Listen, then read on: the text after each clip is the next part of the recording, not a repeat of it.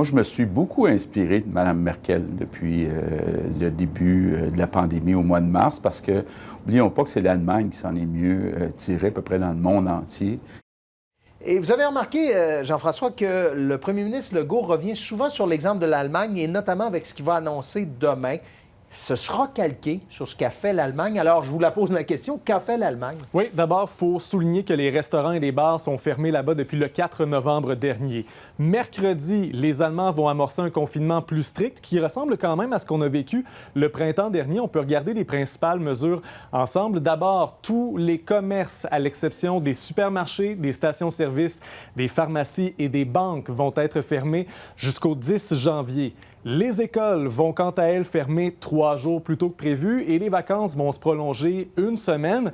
Quant à la messe de minuit, on va devoir s'enregistrer pour y avoir accès et les chants vont être interdits dans l'enceinte de l'église et le réveillon du jour de l'an va être bien différent également.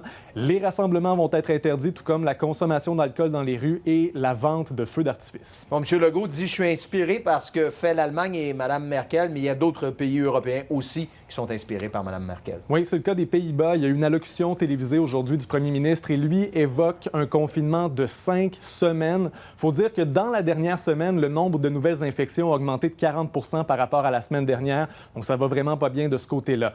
Si on regarde du côté de la République tchèque, les restaurants et les hôtels ont pu rouvrir le 3 décembre dernier, sauf que les réjouissances auront été de courte durée et vont devoir refermer vendredi. Et enfin, l'Italie songe à entrer le pays entier en zone rouge. Tous les commerces essentiels seraient fermés et un couvre-feu serait en place à compter de 22 heures. Merci Jean-François. Bonne soirée.